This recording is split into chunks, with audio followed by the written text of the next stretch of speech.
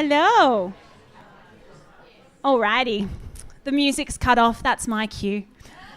Thank you so much, everyone, for joining us. What a crowd. I think we've filled it up. Woo!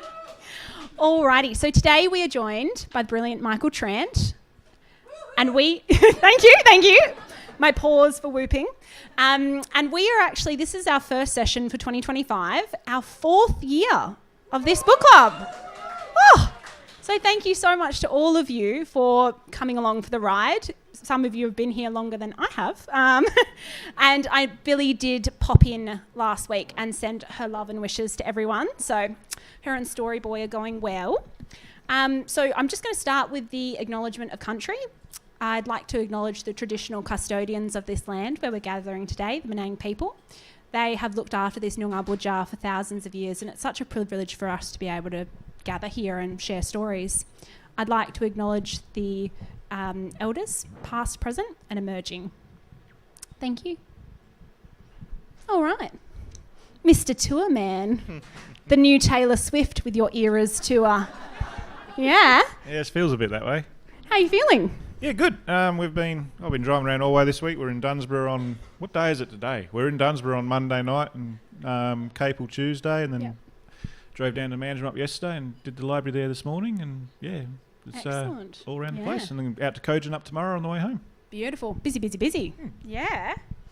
Good way to see the sights, I suppose. Yeah, it's good now. I've sort of done a few now, so like when people such as yourself say, hey, can you come? I say yes, then do an immediate mail out as, hey, I'm heading down this way. Are you interested and keen? So you're driving down anyway, you might as well drop in. Like I think there was 12 or 15 people today at Manjimup, and that was great. It didn't matter because I was coming through anyway, and it was really good. Thank you. It is such a treat to have authors here in person. Technology is amazing, and we love that we can have authors via Zoom, but it doesn't beat having the author here. No, we did the Zoom thing a couple of years ago with the COVID. You did, yeah. And that was great, but with my dodgy Three Springs internet connection, it was a bit patchy there, I think. So we had Shankari Chandran last year, and it turned out that she was actually on holiday.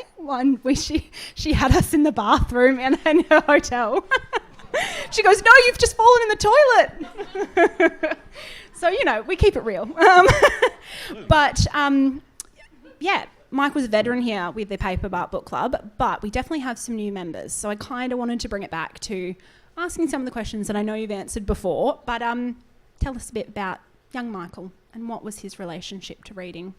Young Michael was a bookworm for sure. I grew up on a wheat and sheep farm out at Eneabba. For those of you who don't know where Eneabba is, if you ever drove up the Brand Highway and your car blew up in the summer, you were at Eneabba.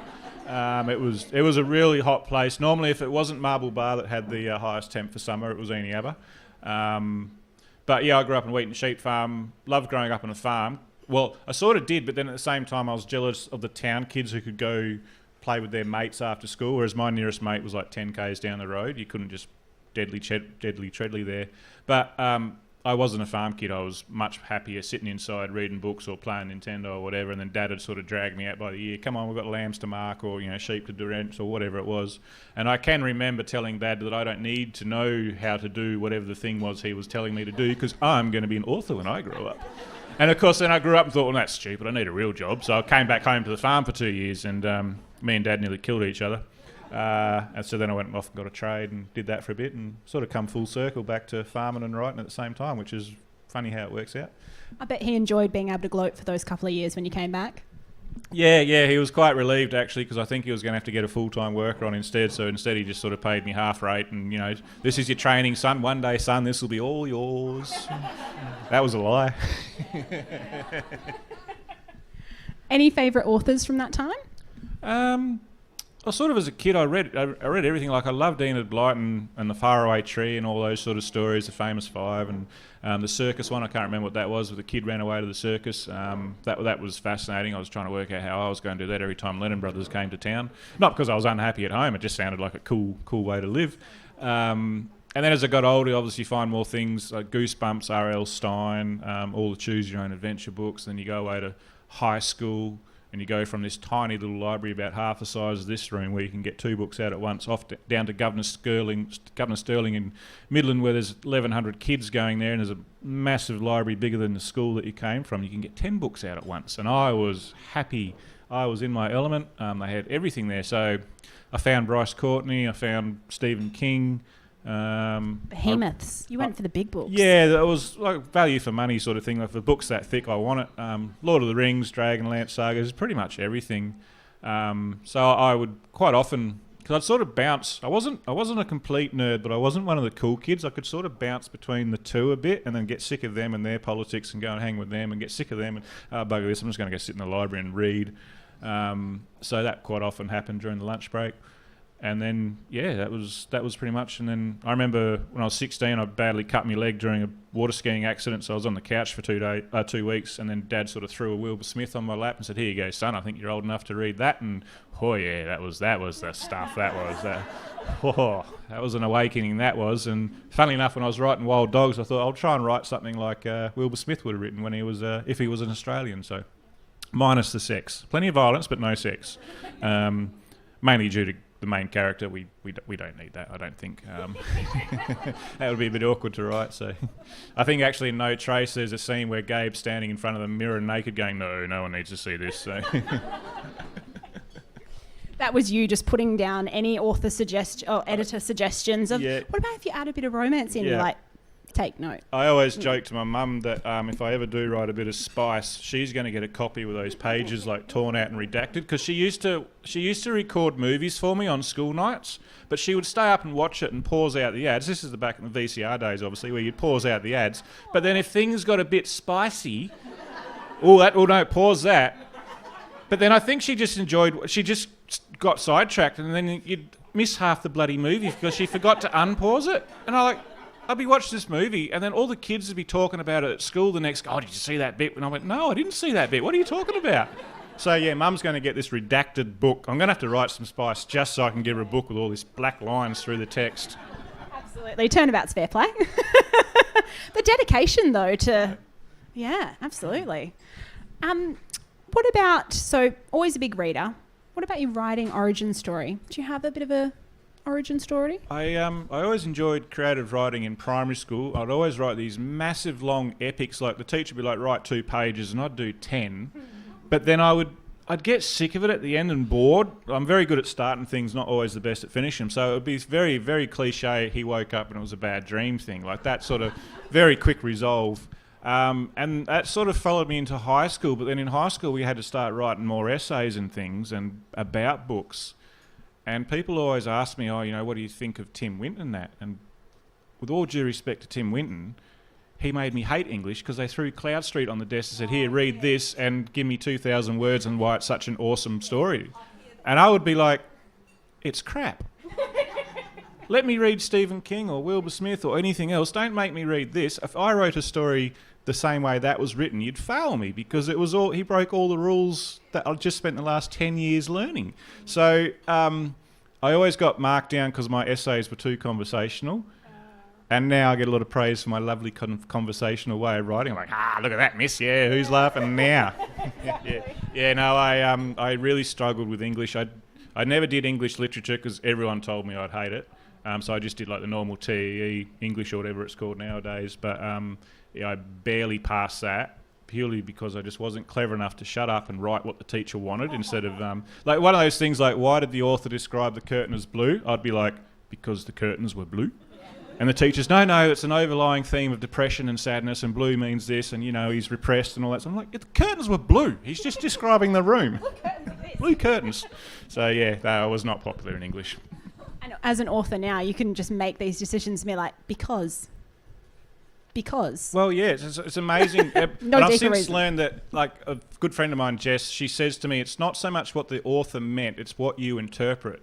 And... so, yes, you can absolutely think, the curtains are blue because that puts that depression theme in that room and, she's mourning her dead husband or whatever it is. But I get a lot of people saying, I love the way you highlight, say, the lack of communications in rural areas. I love the way you've put that theme through the highlight. I said, I'm not highlighting, I'm just describing it. That's what it's like. Like, it's exactly, the curtains are blue.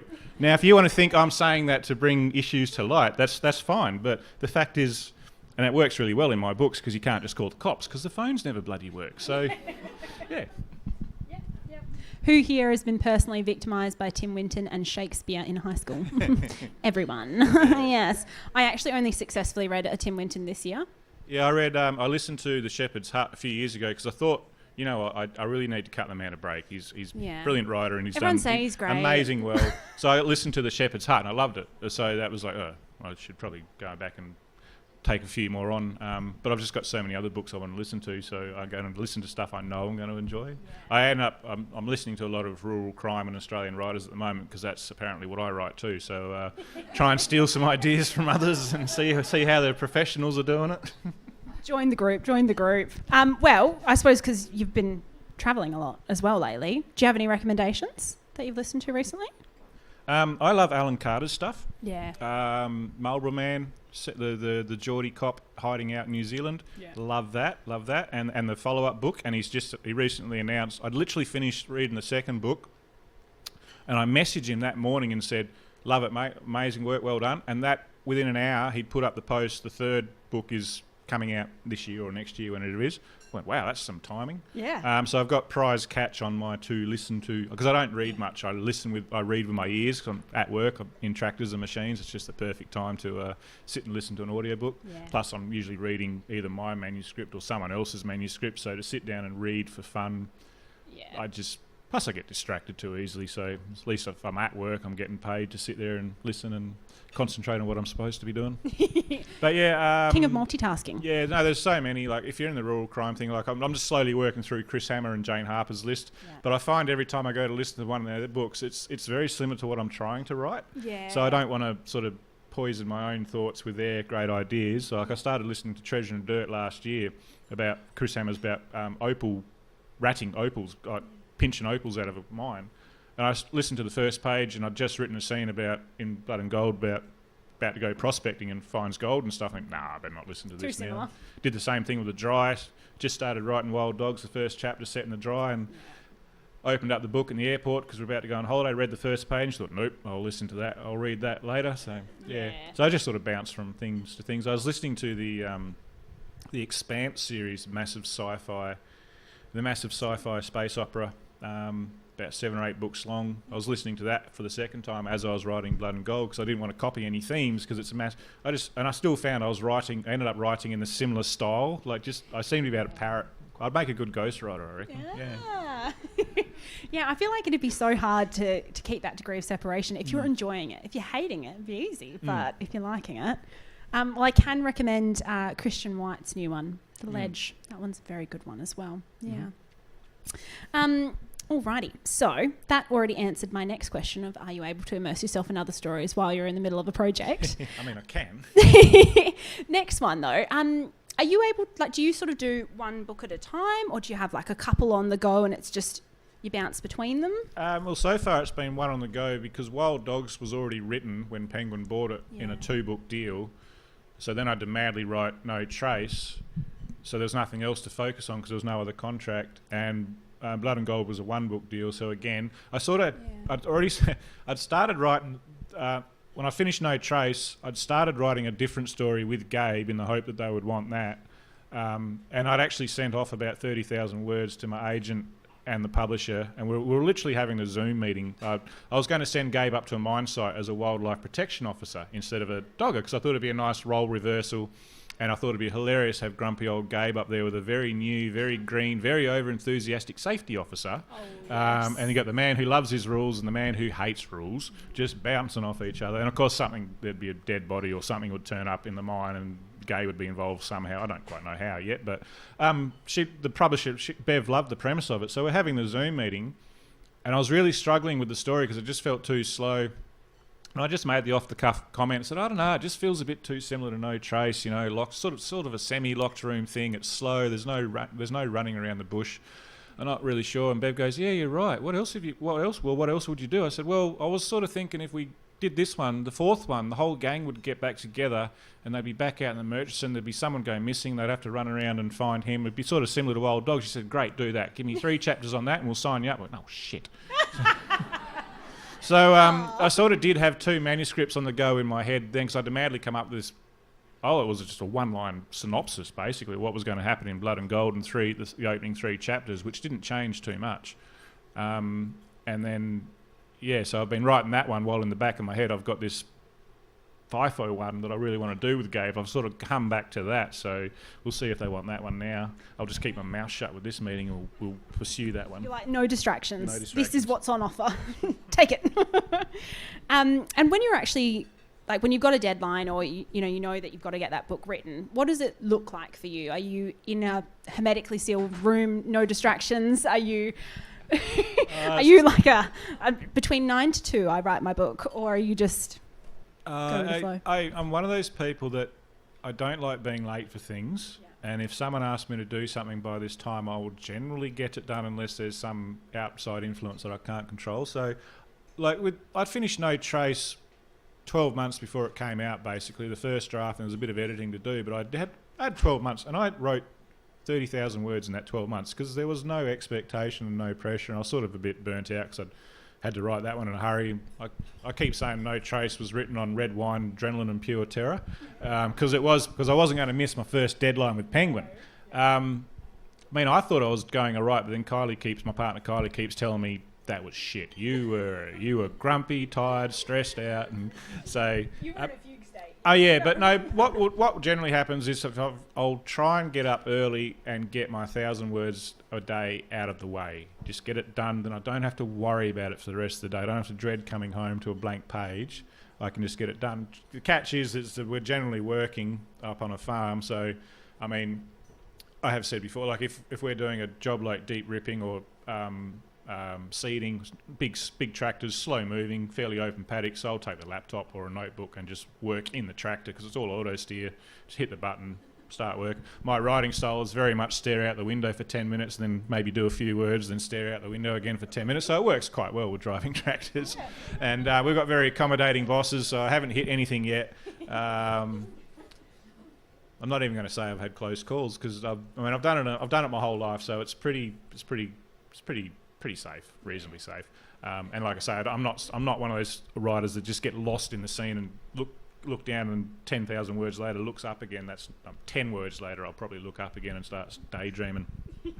So I try and do 1,000 words a day if I'm trying to get a first draft done, which I did with No Trace. And because we don't have kids and when we're in Perth we're not working. If I'm down in Perth, we usually take a month off after harvest, so that works out well. That month I can just get up, make a coffee, start writing. And if it takes me all day to do 1,000 words, so be it. And if I have a really good day and get 3,000 or 4,000 done, sweet. But then I'll still get up the next day and make sure I do that 1,000 words just to give yourself that little bit of a leeway. It's just so you got more time basically to fix it when you get to the end of the first draft. With Blood and Gold, I was really struggling a bit, so I thought of changed it up a bit. I told myself I'll do 7,000 words a week.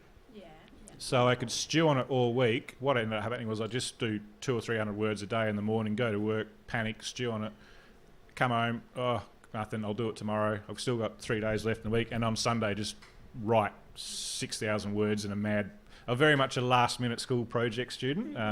So you got 2 weeks to do your school project. You just quickly smash it together the night before and maybe get a B. And Mum would be like, if you spent 2 weeks working on that, you get an A+.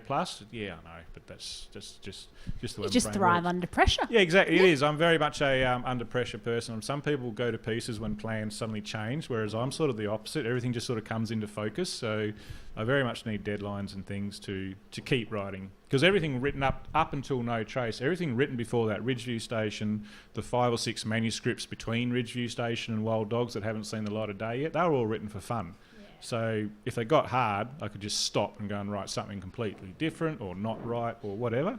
But I was still keen to get another one published, so I'd sort of keep coming back to it. But it didn't matter if it took 6 months or 12 months. But whereas now I've had 2 deadlines now, so they're really good because basically 6 months I can go from nothing to a manuscript ready to hand in. That's with my agent having read it, edited it. We've done revisions, so about 3 months I can smash out a first draft. With a deadline, with deadlines looming, but without, it's sort of, whenever it happens, it happens. And caffeine and red wine. Definitely caffeine and red wine. God's gift. It should be red wine should be tax deductible for writers. I agree. It's a writing expense. Yes, absolutely. You need to do a collaboration with a winery or something, name drop them in there. And yeah, actually, I know Holden Shepherd likes to mention. He mentioned export. Yeah. A couple of times in the Brink, and I think he mentioned Woodstock a few times. And I actually sent him a case of. I'm sure they sent him a case of rum and cokes, or Woodstock Excellent. and cokes. Yeah. Well, you know what to put in the next one. I'm like, well, there's a learning experience. I need to Shiraz. Gabe would just about sponsor a brewery on his own, I reckon. Yeah. Speaking of Holden Shepherd, I saw that you were spruiking his adaptation, Invisible Boys. Mm-hmm. Looks very good. Mm-hmm. Is it very good? It is. It's amazing. Yeah. It's it's always a bit tricky adapting text to film. There's two very different formats. But what they've managed to do with it, they've captured his book perfectly. There's so many scenes that are word for word in the book, but then they've taken certain aspects and just broadened it. Like Cade Hammersmith, for example, in the series, he's an young Indigenous fella, which Holden liked the idea of, but he just didn't feel comfortable writing that Indigenous character because it's not his world, it's not his culture. He would only be guessing at the issues that a young gay Indigenous fella might face. But the film producers were happy to go down that path and brought in a lot of consultation and stuff, and they've done a brilliant job with Cade Hammersmith. And then they've taken Matt and sort of broadened his story a bit more. So, and they've a lot of the girls in the book were sort of like very, very shallow side characters. Holden was focused on the four boys, so they've able to sort of expand the girls' role in the story a bit more. So they've really captured it well. It's amazing. And the best thing is, like, every time I see, it's funny. Every time I see Invisible Boys on Facebook and that, I like it. I comment on it just to boost the thing. Yeah. But that's really changed my Facebook feed to a lot of other sites I was not signed up for. So I've got Holden to thank for that, because I always like Holden's stuff. So he's always, you've seen the photos that he puts up. So of course Facebook goes, he's into big butch blokes. All right, well here's some more big butch blokes. I'm like, he's just a friend. Oh sure, yeah, just friends. Yeah, no, but but the really good thing is there's been very little negative. There's always the religious nutters and whatever, always commenting on that sort of stuff. But most of it is very, very positive. You get the odd people saying, I grew up in Geraldton and it's nothing like that. I'm like, I bet if you walked into the Gero Hotel holding your mate's hand, you would get a very different idea of what Geraldton was like back then. Or even now, it's not just Geraldton. People say it does paint Geraldton in a bad light in some aspects. Well, it does, but it's not isolated to Geraldton. It's even spot. I mean, even there's pubs in Perth you wouldn't be game walking into holding your boyfriend's hand or your girlfriend's hand or whatever, because people take time to change, and some people just will never change. So, fortunately, those people are drowned out in the feedback I'm seeing on Invisible Boys. So that's great. It's amazing because I've known Holden for a long time now, and I've seen him from prior to Invisible Boys being published, and the work and effort he's put into it, and just how long it takes to get these things to a screen format. And this reception is great. So I think he's got a launch party on tonight in Perth, I think. Excellent. And then he's going up to Geraldton to launch, but I just can't be there, otherwise I'd be up in Geraldton in a heartbeat to do that. Two Geraldton boys come good. We always call ourselves the Spalding Boys because it's a suburb in Geraldton. He grew up in Spalding and I had a house in Spalding for a few years, so we're the Geraldton Spalding Boys can do words good. Yeah, the Gero Deros come good sort of thing. So I'm just really playing it up, so yeah. Yeah. Actually, I think the first thing you see in the Invisible Boys scene is a bit of graffiti on a toilet wall, Gero Deros, and I just lost it laughing when I saw that. You're like, that's someone's done their research, yeah. Yeah. Oh, and it's just so good to see like a bit more like film, like the Aussie film industry really taking back off again as well post COVID. I feel like it's there's a huge demand for it now because with all the streamings, like we won't talk about this the other day. None of the free to air TV channels are producing drama anymore. No. Think of what drama gets produced on either 9, 10 or 7. It's really only ABC and the SBS doing new drama. All the rest is a reality show, and if that's your thing, that's great, but there's no it's all shifted to the streaming services. So places like Stan and Prime and whatever they are, they're just hungry for stories. So I mean, if you got a decent story, there's offers out all the time looking to option your manuscript for a streaming service. Yeah. Well, Wild Dogs have. I think I said this last time I was here a couple of years ago when it was. Wild Dogs has been optioned for a movie, but the thing with that is all that does is just allows them to. No one else is going to try and pursue it because these screenwriters or producers have got the rights to work on it as a thing. So they've still got to develop a screenplay, find funding, get interest from actors, find a production company to back them, get Screen West to back them, Screen Australia. So it's a huge drawn-out process, and it's been going on for a few years. But we keep getting more interest, so we're able to use that other interest to keep these people on their toes. And every 12 months it just renews, and if they don't want to renew it, we'll just palm it off to the next people who are interested. And it might happen, it might not. So so we went down the movie path. There was interest from a streaming service to do like a Mystery Road sort of a mini-series thing, which would have been perfect for Wild Dogs. But these people were pretty keen to make an international blockbuster movie filmed in Australia. Filmed in WA, so still similar, pretty much the same story, but just slightly tweaked for the international audience. So it'll be interesting to see what they come up with. Yeah, absolutely. And you're 4 books in now, very much part of the established author group. What's that been like, sort of seeing the evolution of being at the start and the resources that you have at the start, and then now having, I'm assuming, a big group of authors around you that you can sort of speak to that have a similar experience? It hasn't actually changed a hell of a lot, because I still sort of view it as a hobby, as a sideline, as something to do. I don't think I could do it full time, like to rely on it as a living income. I mean, it's been a handy sideline, but someone like Rachel, who's constantly writing, she's always writing a book, she's always thinking about the next book, she's editing the one that's come out in a few months, she's promoting the one that's come out now. So like, she's promoting Bad's Bridesmaid now, but then she's got, I forget the title of it, but that's coming out in 6 months or whatever it is again. Like, it's just crazy the amount of work she's doing. And even she says, she's very open about this, I have to keep writing because that's my income. I'm not at the stage yet where I can just live off royalties of my backlist yet. So, until you get that one international bestseller that just keeps the other ones ticking over, you just sort of keep pursuing it. So I just sort of, as long as the bubble keeps going, I'll keep trying to write a manuscript for them when they want it. But I've moved, when I wrote Ridgeview Station, I had no contacts in the writing world at all. I didn't know how any of it worked. I was just trying to write a manuscript and see if I could. And I did. And then there was enough interest that we managed to get enough funding through a Kickstarter fund to send it off to a manuscript assessor on the back of his report, which was very good. He said, I sent it off to Alan Unwin, and they went, we'll give you a 1 book deal. So I sort of went, oh, shit, I think I'm an author now. So then we went through that process, and then by then I'd sort of moved down to Perth and started going to these. I thought I'd better go to some of these writing events and just learn how to do the craft, because I wasn't really sure if what I was trying to do was right or not. And I started meeting all these other writers. Like, I think I met Holden at another writer's book launch at Louise Allen's book launch. I met Holden. We'd already been talking on Twitter and stuff, and then we just sort of formed a bit of a social circle. So now my closest group of mates are all just writers, and we always got each other's back and cheer each other's on. But as far as actually writing a book, I don't really approach them for advice too much. I sort of rant every now and then, oh, this thing's shit. They're like, oh, there, you'll be right. It's all good, it's fine. And then when one of us has success, whether it's a nomination or a agent, even if it's just an agent's decided to read our work, it's all, come around for drinks, we'll celebrate. That's because you've got to celebrate the little wins, because they're few and far between sometimes. And then when someone like, say, Holden, for example, Invisible Boys has been released, I think they all went round to one of the houses and had a watch party there, and I was up at Three Springs with Kylie working, so we got on the Facebook stream and we watched, and we'll see you in end of episode 2. Oh my god, that was amazing. So just all get around each other. I mean, when my 2-book deal was at my agent, if they knew how long it had taken me to get Wild Dogs under an agent's nose and actually read, it was like an 18 month between 2 different agents. It was just sitting on desk, nothing happening.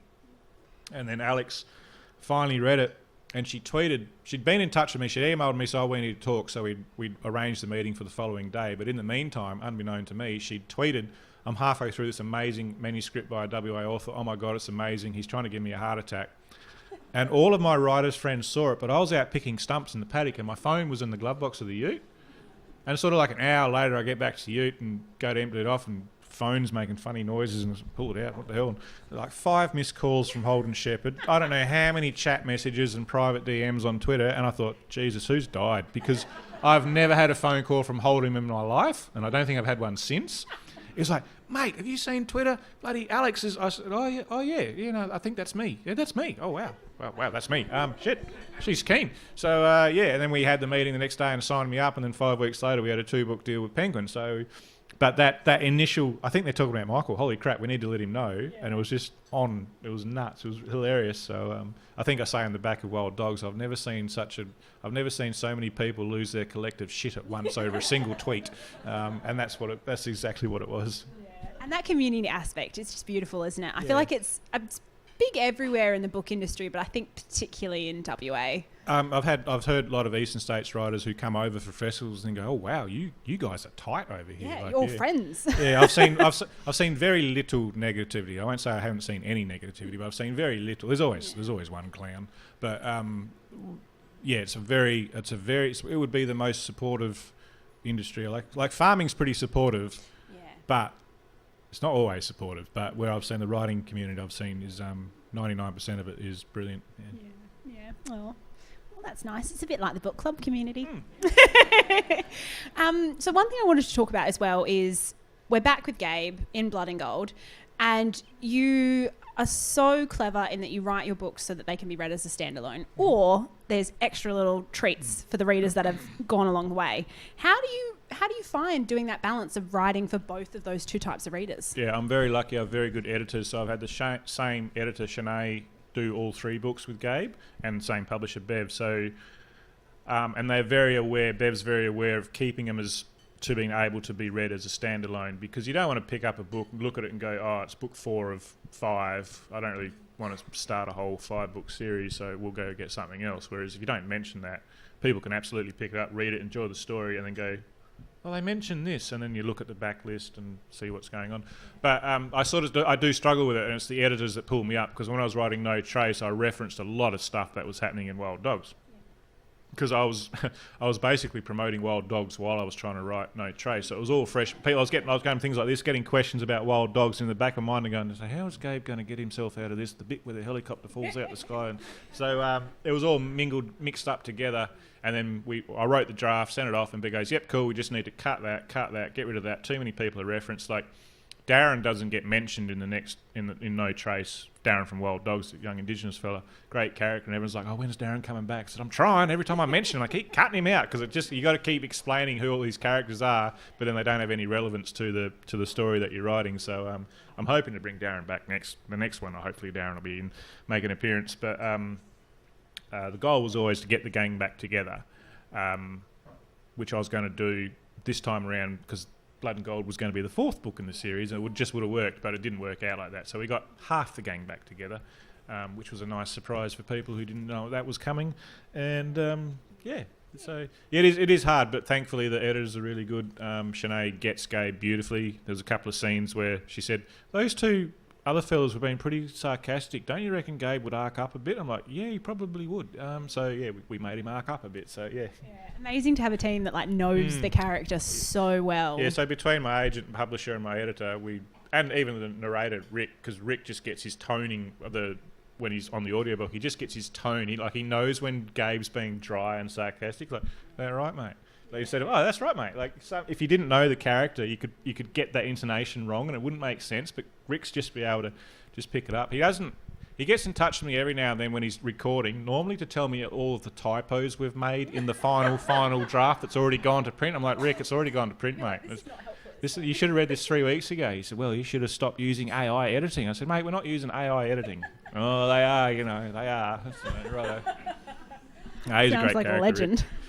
Rick is Gabe, actually. If a movie ever does get made, I'll be, as much as I would like to have a big name movie star play Gabe, Rick would be perfect. He's the right age bracket. He just looks the part. He looks like he's been out in the sun his whole life. Don't tell him I said that. But yeah, he would just look the part. He would be perfect for it. Yeah. So at what point does the narrator get the audiobook? I've always wondered about that, because sometimes obviously an audiobook comes... They get the final copy. The last when it goes to printers, the audiobook. He might get an early read through he might get an arc to get the feel for it, to sort of work out accents and phrases and things to know the story. But he won't get because it is literally a reading of the book. So once we've final stamped the book, that's what he gets. And then 2 weeks later he goes, "On page 57, you've got the wrong word. You're missing a word here." I'm like, "Shit, hang on, write them down." So I write them down, then send them off to Shanae, and she goes, righto, we'll change the master copy if we get to reprint, and then it'll be changed on the ebook. Yeah. But some books, if you've bought an early print of some books, there'll be a typo. So they're special collector's editions. So you need to buy 3 or 4 books over the course of a year, and you might end up with a collector's edition. Yeah, exactly. Yeah. Squillion dollars later. Yeah. And I was watching back through the interviews that you'd had with Billy in the past as well, and it was so interesting to see what bits that had sort of, were maybe in the works which stayed the same and which bits were different. And I was quite intrigued, the title. I think you'd sort of, Yes. They didn't let you have a win again. I've not had a single book title stick. The one I'm writing now will be submitted as manuscript number 4, because they're going to change it anyway. No, the one I'm writing now is called Shut. I've called it Shut Down because he's on a mine site. Shut down. Gabe's going to get shut down. Someone's been shut down. Something. But no, so yeah, Ridgeview Station was originally called Why'd You Wanna Station. As I thought I'd be really clever and write it like an Indigenous word, Why'd You Wanna? And it was great because that's what we got asked when we bought Gabby on station. What do you want a station for? So I thought I'd write a story about a sheep station, a family. You'll see the title, you'll read the story, and the story will answer the title. But you love the circle is complete. And the publisher goes, is that a real Indigenous word? I went, can be. No. She said, no, we don't do that. I said, all right, fair enough. So we changed it. We came up with Ridgeview Station. Wild Dogs was where wild dogs roam because I was writing like Wilbur Smith. So when the lion feeds, where the eagle dares, when the whatever it is, where wild dogs roam. Great. She said, love it. But you're in the outback crime thriller thing. Short, sharp, snappy titles. Scrublands, The Dry. High wire, live wire, whatever, all that sort of stuff. Sure, okay, cool. You're the boss. No Trace was slow burn because I wanted a much slow burn of a story. It was literally a slow burn story. Gabe's paranoid about what he's done in Wild Dogs. Things start going wrong. Is something going wrong on purpose, or is it just Murphy mucking with him? So it was a slow burn. I put the phrase all through the book on. Grief is a slow burn, that sort of stuff. And they love it, love the title, good title. We don't usually put slow in an outback thriller title because it's, you want, so. But she said, I love the way you put leave no sign, leave no trace, Gabe's mode of operation. Leave no sign, leave no scent, leave no trace when you're trapping dogs. So, well, how about no trace? Because Gabe's missing, people are looking for him, the person's gone missing, the kid goes missing, there's no trace of anything going wrong, but he thinks there's something wrong. So that sounds great. Best thing about that is, when I write someone going missing in the outback, I'll call it no sign. Because it'll be leave no sign, leave no trace. Perfect. So I wrote no sign. Publisher goes, love it, good title. It's too similar to no trace. No sign, no trace. I went, well, because it was supposed to be the 4th book. So it would have been Wild Dogs, no trace, shut down, no sign. It would have been perfect, but we skipped a book to get this one. She said, well, you're talking about gold, so there's got to be gold in the title. I went, okay. And she said, we like blood in a good murder mystery, so it'll be Blood and Gold. I said, yeah, that sounds great, whatever. Sounds good. So, at the end of the day, their job is to sell books. They buy what they think they can sell, and they do whatever they think they can to make it sell better in a shop. You're up against Chris Hammer and Jane Harper and Fleur MacDonald and all these other great writers with their books. All look very similar. Like if all genres generally look the same. So your rural romance books look the same. Your outback thrillers look the same. Your police procedurals, there's usually dark and a spotlight and a car in the background, all sort of thing. And they know what sells, they think they know what sells, so that's what they're going to do. And I'm like, yeah, sounds you know they're more clever than me. at going. You can't read every blurb in the shop. We're going to let you know what this book is about just by looking at the cover. So it's the most stupidest saying. You can't judge a book. You absolutely do. You have to. You absolutely do judge a book by its cover. Yeah, absolutely. Well, that's a great cover. Well, that was a shit story. But good cover. Good cover. Oh, look, nice on my shelf. Yeah, no, I'm definitely guilty of that. No, you do. I mean, that's why they spend thousands on cover artists and designs and spend ages going back and forth tweaking them. Like, they'll send you the cover. What do you think? And I've never found out what happens when you say, well, that's crap, because I haven't had to, because that's literally pretty much the first draft of the cover is much what we got. I know one author wasn't happy with their cover, and we went back and forth a bit. So we came up with suggestions, and to the publisher's credit, they humoured us and got their graphic design to do our suggestions. We got the suggestions and went, oh, wow, That's crap. Oh. Yes, no, this is why they're the graphic designers and we're just the dumb writers. Yeah. So, it sounded good in our heads. It looked good in our heads, but when we saw it on the paper, we were like, oh, no. Yeah. They know what they're doing. I have a friend who they have horses, and it had gotten to the point where they were struggling to pick a name for the horse, and they went, swear ahead. Oh, fuck Tefano. And they named it Tefano. Show horse, yep. I thought that was pretty good. Yeah, I hate naming characters. I'm just like Chase Fowler out of Wild Dogs, the bad guy. I called him Chase Hunter because he's a roo shooter and he was chasing them. And my brother's got a dog called Chase who was staying with us, so I thought, you know what, that works. We'll just call him Chase Hunter and then I'll come up with something better. Well, the name stuck and we were doing the edits and the editor goes, can we do something with Chase Hunter's name? Like, it's just stupidly obvious. I went, yeah, I know. That's because I suck at naming characters. So I called him. I said, tell you what, we'll make Chase his nickname, which actually worked out really well with the no trace thing. So we'll make it his nickname, and I'll change his last name to, quickly Google another name for Hunter, Fowler, which is a hunter of birds. So it's a Chase Fowler. So that's how that name come up. The only name I've ever put any real thought into is Gabe's. So Gabe Ahern. I don't know how accurate this is, but Google tells me that another name for hunter is Ahern. So Gabe's a hunter, so it's Ahern, and Gabriel was the angel of redemption or whatever it was. So it was a redeemed angel, because that's the only thing I knew was going to happen to Gabe, was he was going to die at the end of Wild Dogs. That's the only thing I knew, and he was going to have a big redemption arc, so it was a redeemed hunter. They came up with good names. Something a bit different, because all my other names are fairly bland. Like, yeah, they're all pretty basic names, but not everyone walks around with a strange-sounding name. No, so exactly. Yeah.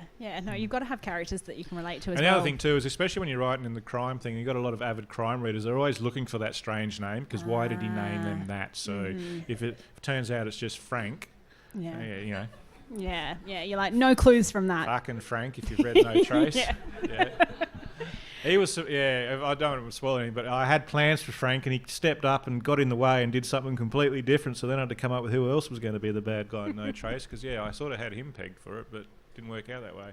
So as you kind of, like, riding along, do you sort of hit a point where you're like, no, flick back, that's not what was going to happen? Because, like, as a reader, you do that, don't you? You sort of sometimes hit a point in a book and go, wait, what? Yeah. Does that happen to you as you're writing as well? Because I don't plot. I do very little plotting. So my plotting is writing the first draft. Some authors will do like dot points and notes for each chapter and stuff. I just start writing and just see where we end up. I've generally got a rough idea of maybe where I want to a scene I want to end up with.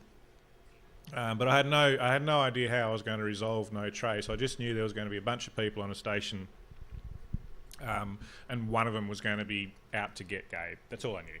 So we just started writing, and the beauty of that was, I could write as if it could have been anyone, so it didn't. I could always just put red herrings and stuff with but when I was writing it, I wasn't sure if that was a red herring or if that was a clue. And then it was about 2/3 the way through the book, I thought, oh, they could do it. Oh, that's brilliant. But I hadn't set any of that up. So I just started following that path, and we got to the end, sweet. Finished the first draft. Literally the next day I went back and started, because I made a point of not reading back what I'd written. I just wanted to get to the end. So for 2 months or whatever it was, just literally 1,000 words a day, just keep one foot after the other, keep going forward till I get to the end, find out what the end is, and then we'll go back and make it look like I knew it when I was writing. So that was great. That was really good. And there was all of those potential clues just became red herrings. So that was actually really good. Blood and Gold, I struggled with that one, because I wasn't sure how we were going to resolve, or who. I sort of knew who was going to do it and how, but I wasn't sure how to get there and show it. But it sort of worked out in the end. But we had a lot of we cut out a lot in the middle. There's about 5 or 6 chapters of just stuff that haven't seen the light of day, just because that's what your plotting's for. So when you're plotting things, you put down an idea, then you throw it away. Well, my idea is usually a chapter's worth of words instead of maybe one line. I'd love to be able to do dot points and just go and write the book to that, but it just doesn't work. I've got to write something that'll give me the idea for the next thing, and then I might get to the point where I go, oh, actually, that thing I mentioned back in chapter 2, just as a detail, I can call back to that, and that'll be a key thing. And so it's horrible. I hate it. It's Do you have like a dump file, like of like, these are the things that got taken out, And I just if I'm editing, I'll just save a copy of the file as with a date and second draft, whatever. It makes it harder to find because I've pulled stuff from other manuscripts, like a phrase or a line that I really like. I'll pull that from another manuscript and whack it in this one. So it makes it hard finding those things. But basically I've just got I've got a folder called novels, and then in the folder I've got another folder with wild dogs and a folder with no trace, and in that folder of wild dogs there's old stuff like submissions, because I'd been submitting it, so that's all my old stuff that got submitted to people. And then I've got a folder called Holy Shit Penguin, and then in that one is all the stuff we did with Penguin. And then now I've got one in there, Holy Crap Movie Deal. So yeah, I like to make it clear what's in every folder. So that's where I learnt might have a movie deal, or that's where Penguin signed me up. So yeah, it's just folders upon folders. I like everything organised, but it's a jumble mess inside that folder. So but it's within a room, so it's I have a filing system. Those blokes shed where everything's just piled up to the ceiling. But and you're like, how do you find it? Oh no, what do you want? It's I need a bit of number 10 wire. That's under that thing through there. Pull that out the way. There'll be a coil there, just sitting on the shelf there. And how do you know that? So that's me with just my book collection. Yeah. There's no, sort of perceptible organisation there. But if you ask to borrow a book, I can find it. Yeah. Circling back to Blood and Gold, we've already sort of touched on where the kind of spark for it being with gold and prospecting.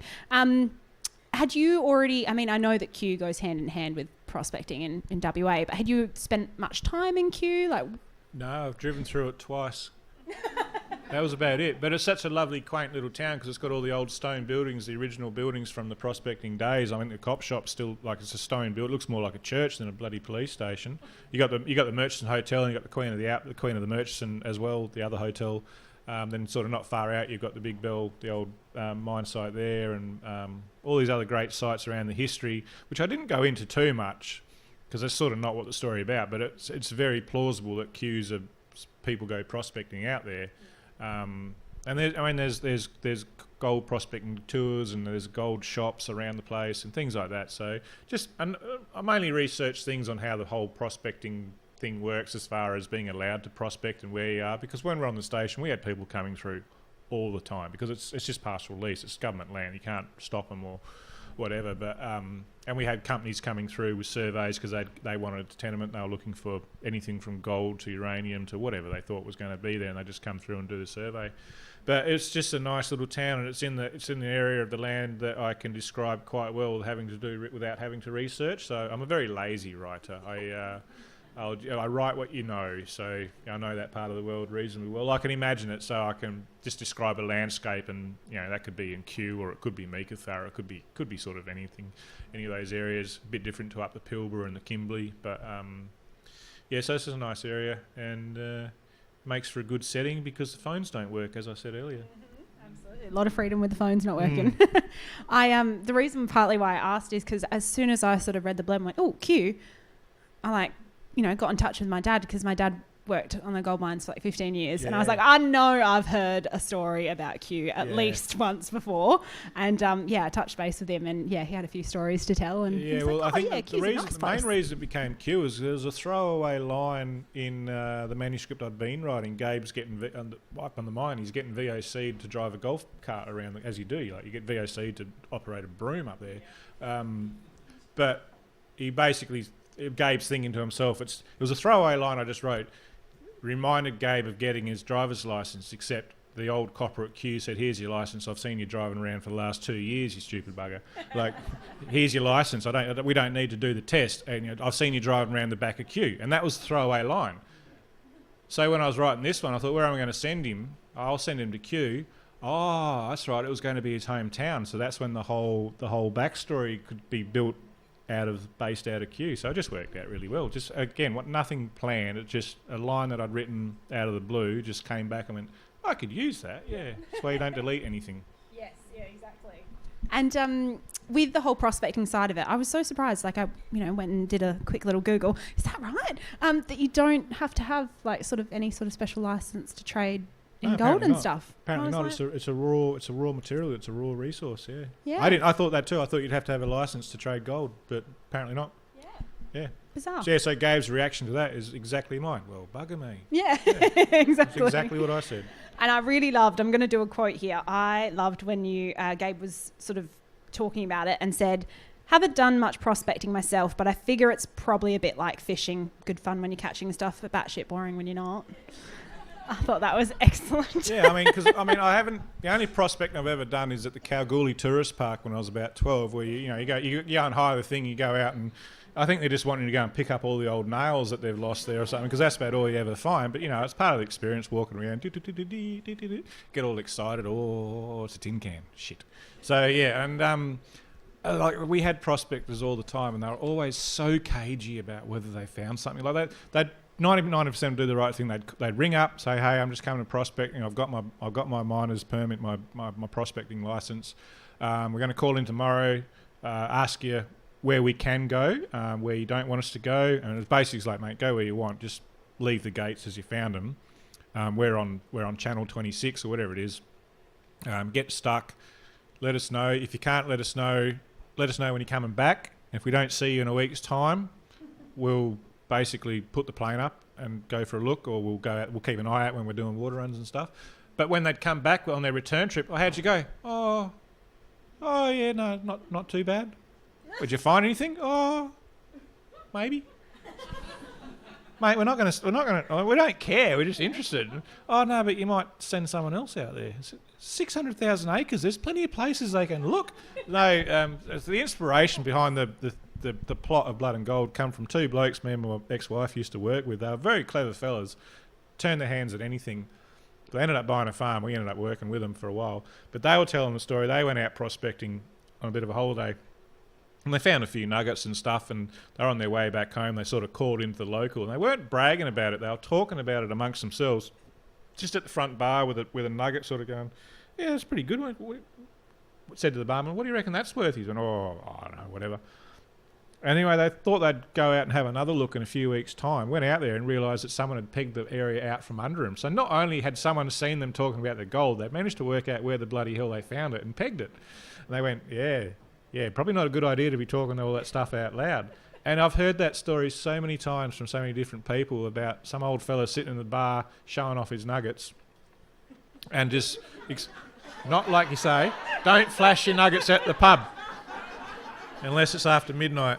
But yeah, and publicans say that they see it all the time. People bragging about their gold, and there's always someone in the corner just sort of watching what's going on. So that's pretty much where the premise of Blood and Gold came from. These real stories. And unfortunately, when I was writing the first draft about this time last year, there was a father and son team who disappeared out the back of Meekatharra, and they found him a few days later, scorched, dead, separated. They were miles from each other.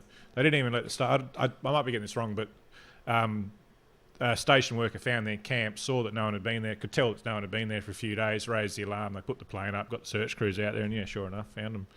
And then, because I did a little bit of research on that, I didn't want to do too much, because I didn't want to write about those cases, but so I ended up putting a note in the front of the book saying this isn't based on anyone, but unfortunately it happens every year. There's 2 or 3 that just go missing. And actually even today down at Manjimup, I was saying the exact same thing, and afterwards the lady said, come up and said, "You should stay here for 2 days. There's a funeral for a fella who got stuck on the Nullarbor plane and on the Nullarbor, bogged his vehicle and walked, and they found him weeks later." So it's like, you say it so often, don't leave the car. Just even if you're there for a month, you've got water in your window washer. It's much easier to spot a car than it is a person. And trust me, I've spent plenty of time up in plains looking for sheep, and you just cannot see natural colours. You get like a white ute stands out. Yeah. So yeah, it's an unfortunate fact, unfortunately. I was going to ask about the airplanes as well, because obviously Gabe, the legend, just casually pilots a plane and lands it with a little bit of help, like. Yeah. How'd you write that scene? What was your sort of background? That's a scene that's been running through my head ever since I started flying with my father-in-law, because we had a little Foxbat up on the status where the plane comes from in the book, the little Foxbat. And it was a great little mustering plane because it was a short takeoff and landing style plane. You don't need much of a runway, and had big Tundra tyres so you could sort of put it down in the bush, which is what you want when you're out there. There's not always an airstrip available. But I would go up and spot for the motorbikes on the ground. So my father-in-law would fly the plane, and I'd be looking around, looking for sheep, and sort of on the two-way, and telling the bikes where to go and stuff. But my father-in-law was, at the time, he was mid-60s. He'd already had a quadruple bypass, never stopped him smoking, and he was on blood thinning medication, and he would have the occasional dizzy spell and stuff. So I would literally be thinking, there might be some point where I have to land this bloody thing. And so I'd pay attention. Oh yeah, that's your flaps. You pull that down to get more lift as you're coming into land. That's the throttle. That's the thing you put in there. So when Gabe's having all that run through his head, I'm just repeating stuff that I'd already thought about. And because I'd always laughed at that Billy Connolly joke about how do you know you're upside down because the shit's running out of my collar. I remember hearing that joke years ago. I thought that is dead true because I would absolutely be packing it coming into land. Oh my god!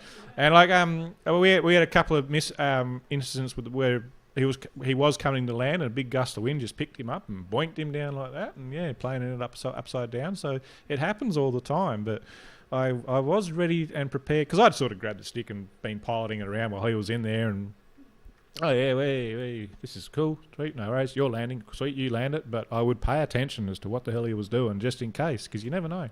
Yeah, exactly. Jeepers. See, I'm too much of a chicken for that. I think I'd be like, I'll be down there. Yeah.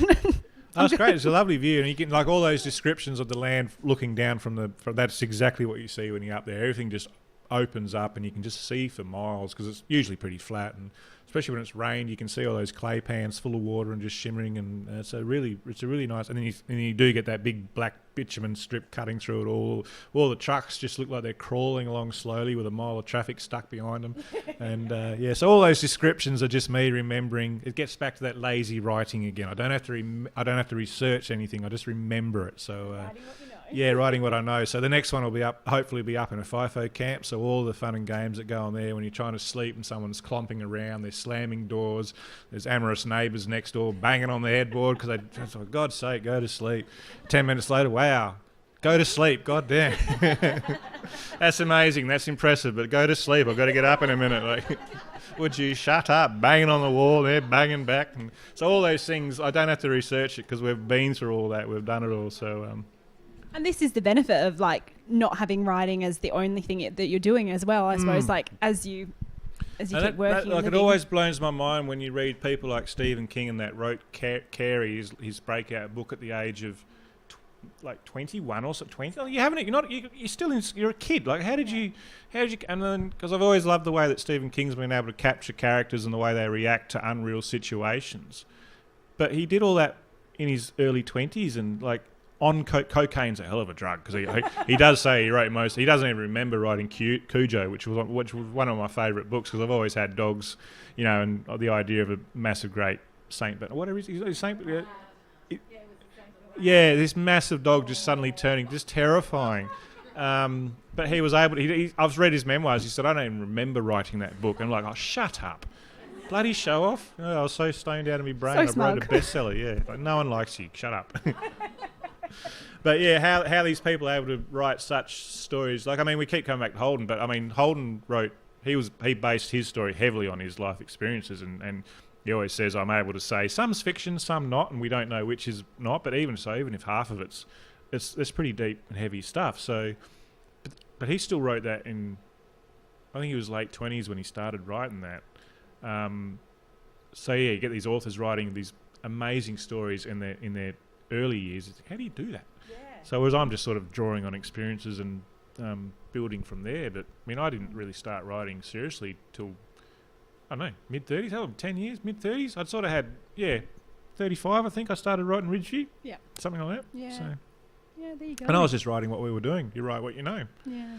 Actually, I'm very lucky with my editor, Shanae, because she's very good at reminding me that write what you know, and I actually thank her for this in No Trace, I think. Write what you know, but remember that other people might not have a fucking clue what you're talking about. Yeah. So she's very good at reminding me, what do you mean by that? And I got a lot of that with Ridgeview Station because I'm describing just normal everyday farm jobs on a station. And the editor's like, what's a wiener? I went, oh, wow. How do I explain this? It's like a teenager that's moved out of home. So can we just call them sheep? well, you can, but it's not right. So, it was a learning curve with the editing. And they talk funny over in the eastern states, so I don't understand half the words I use. Yeah, I think in the interview that you had last, the Blue Medal. Blue Medal, yeah. Gabe takes...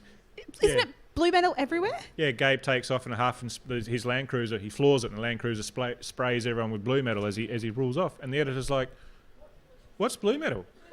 I went, what the hell do you mean, what's Blue Medal? Don't you have roads over there? She said, yeah. I said, well, it's what they make bitumen out of. Oh, road base. Oh, we'll call it road base. No, we will not. It's Blue Medal. You're like, nah. Sheep is fine, but... Yeah, I draw the line at Blue Medal. That's the hill I'm going to die on. Yeah, exactly.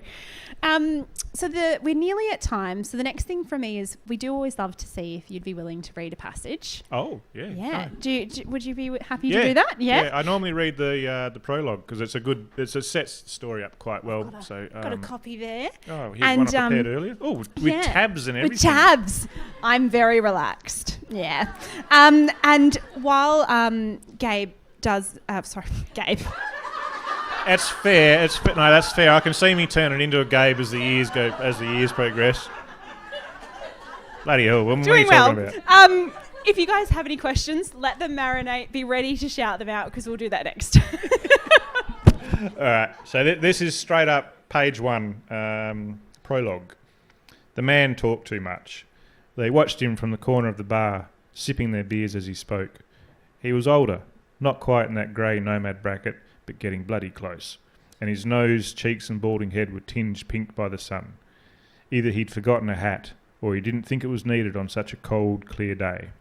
Red dirt and sweat stained his jeans and shirt, and there were grubby patches on his neck, missed as he'd hurriedly washed, no doubt too excited to get into town to show off his big find, the bloody fool.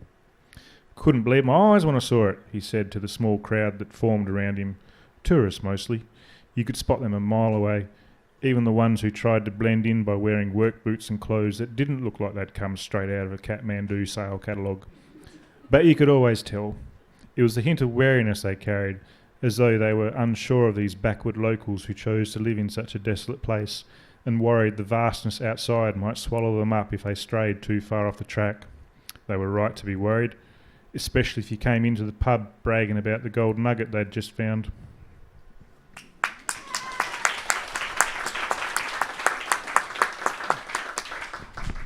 Thank you so much. Yeah, you can tell I liked a few of those lines there. Yeah, a couple tabs on there.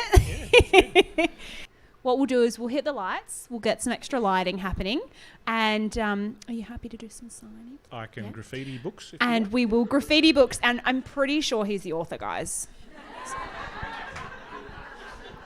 Alrighty. Are you happy to do it from here? I think, here works fine. I think that's what we did it last time. Yeah. Beautiful. All right. I will... squirrel past. I will be over there if you would like to buy some copies. I also have copies of next month's pick, which is The Bad Bridesmaid by Rachel Johns. She will be joining us in person, another awesome. Incredible WA author. Yeah, Rachel's great. I saw you post in her book club group on Facebook where you're like, keep seeing this around everywhere. Must be a good book. Yeah, it was funny. Like me and Rachel, she was the first person who liked... Ridgeview Station had come out and someone asked me, what's your author Facebook page? I went, oh, that'd be a great idea. I should do that. So I started building this Facebook page, stuffed it up, must have hit publish at some point. And then I had a little notification come up. I was still building the page, putting photos up and things. Rachel Johns likes your page. I'm like, why do I know that name? I know that name. And I clicked on oh shit, that's the Rachel. That's the Rachel. And she sent me a message. And that was, like we're talking about writing community. That was amazing. I'd just moved down to Perth, just had Ridgeview Station published, knew no one. And all of these Perth writers just came out of the woodwork. I had Rachel Johns and Fiona Palmer and Jenny Jones and Tess Woods and any number of other writers saying, hey, welcome to the club, well done, congratulations. We do this and this, we gather here, these are the things, you need to talk to them, go to this, come to this. Oh, bloody hell. Yeah. So yeah, it was amazing. And Rachel's great. I had a suggestion, because one of my friends suggested it to me, because Blood and Gold came out on the same day that Rebecca Yarris's Black Onyx came out, so the chances of hitting the bestseller list that week were fairly slim. But my friend said what you should do is do like a competition. If you outsell Rebecca, you'll get yourself a slutty dragon tattoo. So I sort of went, first thing I said was, who the hell's Rebecca Yarris? Looked her up and went, oh shit. I think that's a fairly safe bet. We'll do that. So I did. I said, I'll get myself a slutty dragon tattoo, thinking in the back of my mind, if by some slim miracle we actually did hit those stupid amounts of sales figures you'd have to get to beat her as a number one, I would get like a thorny devil, because that's a horny dragon, so that's the same thing. I'd get like a little thorny devil, and my mate of mine's always said, if you get a tattoo in the middle of your back, Michael, does that become a Trant stamp? So I was going to get one there or something, because if I outsell Rebecca, I mean, that'd be amazing. That's life changing, that stuff. So yeah, haven't done it yet, but I suggested the same thing to Rachel, and I think she got to within number 4, and Rebecca's at sitting at number 1. So buy her book just so she has to get a slutty dragon tattoo. But nothing else. Do it for that. I mean, I'm sure the book. I haven't read it yet, but I will, because I loved her other one. But yeah, absolutely. Yeah. Brilliant. Very good escapism. Yeah, it's very funny. But yes, so I have that. If you would like to grab that today so that you can be reading ahead for next month. As you know, if you're part of the book club, you get 20% off the book of the month. So if you're getting that, I'll be able to give you that discount. Otherwise, I will leave you guys to have a chat to Michael and get some graffiti done. Thank you, everyone.